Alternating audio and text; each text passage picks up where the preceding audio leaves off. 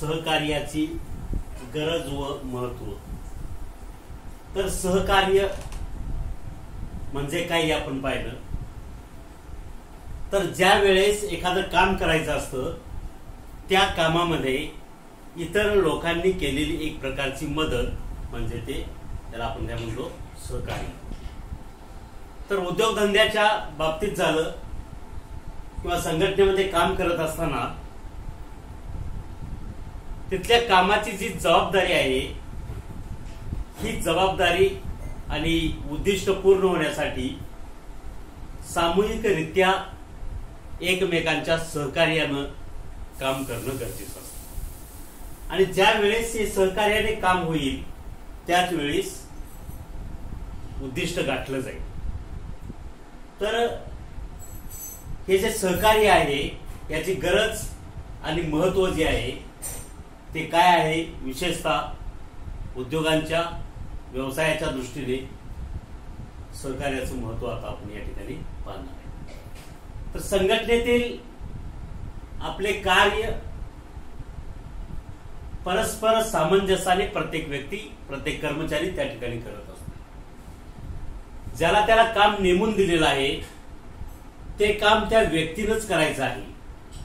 परंतु कामामध्ये जर काय अडचण आली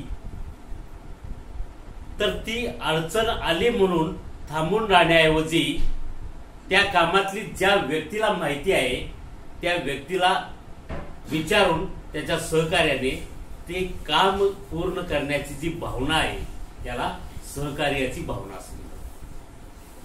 प्रत्येक व्यक्तीचा स्वभाव हा वेगवेगळा असतो. एखाद्या व्यक्तीला जर अडचण आली तर त्या व्यक्तीला वाटतं की आपण कमीपणा कशाला घ्यायचा, दुसऱ्याला कशाला विचारायचं.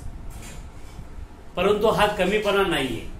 आपल्याला जर एखादी गोष्ट जमत नसेल, अडली असेल तर ती प्रांजळपणे स्वीकारून ती बाब दुसऱ्याला आपण ती विचारलं पाहिजे. ज्या गोष्टीची आपल्याला माहिती नाहीये ती माहिती करून घेतली पाहिजे. माहिती घेतल्याने ज्ञानामध्ये भर पडते, तुमच्या कौशल्याचा विकास होऊ शकतो. त्यामुळं संघटनेतील व्यक्ती आपले कार्य जे आहे ते परस्पर सामंजस्याने करत असतात. संघटनेत कार्यरत असलेले मानवीय घटकांमध्ये एकता निर्माण करण्यासाठी सहकार्याची गरज असते. माणसामध्ये काम करत असलेल्या त्यामध्ये एकता राहावी, एकवाक्यता राहावी, कामामध्ये सारखेपणा राहावा, कामामध्ये खंड पडू नये यासाठी सहकार्य हे गरजेचं असतं. विविध विभागात परस्पर सहकार्य असेल तर कार्य सुरळीत चालत असते. कंपनीमध्ये किंवा कारखान्यामध्ये विविध प्रकारचे विभाग असतात. असेंब्ली शॉप असेल, रिपेअर शॉप असेल, टेस्टिंग लॅबोरेटरी असेल, मेकॅनिकल शॉप असेल, वेल्डिंग शॉप असेल, इलेक्ट्रिक शॉप असेल. तर हे जे वेगवेगळे शॉप आहेत या शॉपमध्ये वेगवेगळ्या प्रकारची कामं चालत असतात.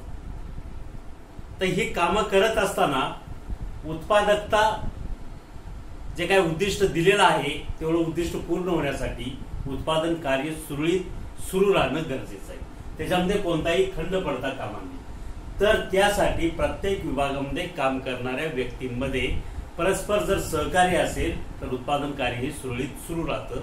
आणि उत्पादन कार्य सुरळीत सुरू राहिलं तर उत्पादनाचं जे उद्दिष्ट आहे, प्रोडक्शन टार्गेट जे आहे हे तेवढं ते पूर्ण होऊ शकतं. त्यामुळं सहकार्याची अत्यंत गरज असते. संघटनेतील मानवीय घटकांच्या क्षमतेचा पूर्णपणे विकास करून घेता येतो. आपापसात जर सहकार्याची भावना असेल, कामगारांमध्ये सहकार्य असेल, कामगार इंजिनियर यांच्यामध्ये सहकार्य असेल, कामगार आणि मॅनेजर्स लोक जे आहेत त्यांच्यामध्ये सहकार्य असेल तर त्या ठिकाणी सहकार्याच्या या भावनेमुळं कर्मचारी त्यांना मिळणारी जी वागणूक आहे ही जर चांगली मिळत असेल मॅनेजमेंटकडून तर तो उद्योग त्यांना आपलासा वाटू लागतो. आणि त्यावेळी त्या ठिकाणी ते कामगार काय करतात, पूर्ण क्षमतेने काम करतात, जीव लावून काम करतात. आणि तसं केल्यामुळं त्या ठिकाणी पूर्ण त्यांच्या क्षमतेचा विकास करून घेता येतो, म्हणजे उत्पादकता वाढवता येते. हे देखील सहकार्यामुळे शक्य आहे. उपक्रमाचे उद्दिष्ट साध्य करता येते. ज्या ठिकाणी आपण काम करतो, ज्या कारखान्यामध्ये आपण काम करतो त्या कारखान्यानं मॅनेजमेंटनं मालकाने ठरवलेलं जे उद्दिष्ट आहे हे उद्दिष्ट जर सहकार्याची भावना असेल तर ते पूर्ण करायला वेळ लागत नाही किंवा पूर्ण करता येतं. आणि उद्दिष्ट जर पूर्ण झालं, उत्पादकता वाढली, उत्पादन वाढलं की उत्पन्न वाढलं, आणि उत्पन्न वाढलं की ज्या पद्धतीनं कंपनीचं एकूण उत्पन्न वाढलं त्या उत्पन्नामध्ये काही वाटा हा कर्मचाऱ्यांचा देखील असतो. बहुतांशी मोठ्या प्रमाणात वाटा हा कर्मचाऱ्यांचा असतो. कर्मचाऱ्यांनी पूर्ण क्षमतेने काम केल्यामुळं त्या ठिकाणी उत्पन्न वाढलेलं आहे. त्यामुळं त्या ठिकाणी कर्मचाऱ्यांना पगार वाढवून मिळतो, बोनस मिळतो, इन्सेंटिव्ह मिळतो, इन्क्रीमेंट मिळतं, आणि मग त्या ठिकाणी प्रत्येक कर्मचाऱ्याचं उत्पन्न देखील वाढतं. तर हे कशामुळे शक्य झालं? हे सहकार्यामुळे शक्य झालं. एकमेकाला सहकार्य केलं म्हणून त्या ठिकाणी कंपनीचं उत्पादन वाढलं, म्हणून उत्पन्न वाढलं, आणि त्याच्यामुळं आपलं वैयक्तिक उत्पन्न देखील वाढण्यास मदत झाली.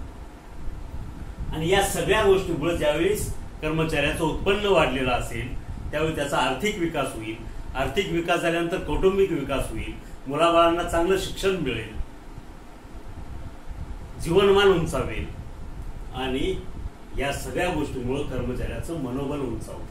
आणि कर्मचाऱ्याचं मनोबल एकदा उंचावलं गेलं की तो अजून उत्साहाने काम करू लागतो, अजून त्या काम करण्यास प्रोत्साहन मिळते. हे सगळं कशामुळे झालं? सहकार्यामुळे शक्य झालं. विविध मानवीय घटकांमध्ये चांगले संबंध प्रस्थापित होतात. एकमेकाला सहकार्य करण्याची भावना असेल, तुम्ही एकमेकांशी सहकार्याने वागत असाल, एकमेकाला मदत करत असाल, तर त्या ठिकाणी तुम्हाला सगळ्या कामगारांशी, सगळ्या मॅनेजमेंट स्टाफशी संबंध चांगले प्रस्थापित करता येतात, रिलेशन चांगले ठेवता येतात. सर्व काही पैशामध्येच गोष्टी मापता येत नाही.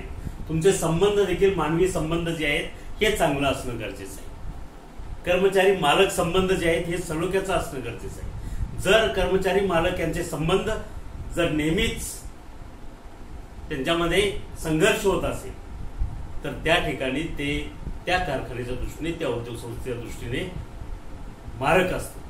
आणि तेच जर तुमचे संबंध सहकार्याची भावना असेल आणि संबंध जर सलोख्याचे राहिले, शांततेचे राहिले, तर त्या ठिकाणी कंपनीच्या दृष्टीने आणि आपल्या वैयक्तिक विकासाच्या दृष्टीने अधिक पोषक असं ते वातावरण असतं. सहकार्यामुळे वैयक्तिक आणि सामूहिक प्रयत्नांना दिशा प्राप्त होते. कंपनीच्या विकासासाठी जे काही वैयक्तिक आणि सामूहिक प्रयत्न केले जातात यांना एक प्रकारची दिशा प्राप्त होते, एक डायरेक्शन मिळतं, आणि त्या दिशेने प्रत्येक कर्मचारी काम करत राहतो, समूहाने काम करत राहतो, आणि मग तो काय करतो, जे काय उद्दिष्ट ठरवून दिलेलं आहे ते उद्दिष्ट तो त्या ठिकाणी पूर्ण करतो, उद्दिष्ट गाठतो. सामूहिक उत्तरदायित्व पूर्ण करता येतं, त्याचबरोबर जबाबदारी योग्य प्रकारे निभावता येते. तुमचे जे काही सामुदायिक उत्तरदायित्व आहे, सामुदायिक जबाबदारी दिलेली आहे, किंवा वैयक्तिक एखाद्याला जबाबदारी दिलेली आहे कामाची, ते काम पूर्ण करून घेण्याची जबाबदारी दिलेली आहे, तर हे उत्तरदायित्व पूर्ण करणे, जबाबदारीपूर्वक काम करणे, या गोष्टी देखील सहकार्यामुळं काय होऊ शकतात, पूर्ण करू शकतो. साधन सामग्रीचा अपव्यय होत नाही. ज्यावेळी एकमेकांमध्ये सहकार्य असेल, तुमचं मॅनेजमेंटशी संबंध चांगले असतील, मॅनेजमेंट मार्फत तुमच्या गरजा पूर्ण होत असतील, तुमच्या मागण्यांचा सहानुभूतीपूर्वक विचार होत असेल, तुमच्या मागण्या पूर्ण होत असतील, तर त्या ठिकाणी कामगार देखील चांगल्या प्रकारे, चांगल्या क्षमतेने गुणवत्तापूर्ण काम करतात आणि कोणत्याही प्रकारचा कच्च्या मालाचा अपव्यय होणार नाही. मशिनरी जी आहे ही मशिनरी वेळच्या वेळी त्या ठिकाणी तो देखभाल करेल आणि त्या ठिकाणी कोणत्याही प्रकारे साधन सामुग्रीचा अपव्यय होत नाही. ही एक जमेची बाजू राहते. संघटनेतील वातावरण चांगले राहते आणि या सगळ्या गोष्टीचा परिणाम म्हणजे काय, संघटनेमध्ये किंवा ज्या ठिकाणी आपण काम करतो तिथलं एकूण जे वातावरण आहे हे वातावरण चांगलं राहण्यास मदत होते. म्हणजे सलोख्याचं, शांततामय संबंध निर्माण झाल्यामुळं तिथलं वातावरण एकदम खेळीमेळीत राहतं. एखाद्या परिवारासारखी सगळे लोक त्या ठिकाणी काम करत असतात आणि कामामध्ये एक प्रकारची शिस्त आणि सुरळीतपणा येतो. सगळी कामं ज्या त्या वेळेस तुमच्यावरती सुपरविजन करणारा, पर्यवेक्षण करणारा कोणी व्यक्ती असो किंवा नसो, प्रत्येक व्यक्ती आपलं जे काम आहे, आपल्या परिवारातलं काम आहे असं समजून व्यवस्थितरित्या ज्या त्या मशीनवरती ज्या त्या ठिकाणी काम करतो. कंटिन्यू काम करतो, कोणत्याही प्रकारचा खंड पडत नाही आणि याच्यामुळंच कंपनी भरभराटीला येते आणि यशस्वी होते. तर हे सगळं कशामुळे शक्य झालं आहे? सहकार्यामुळे. तर अशा पद्धतीने सहकार्याची गरज आणि हे महत्त्व आहे.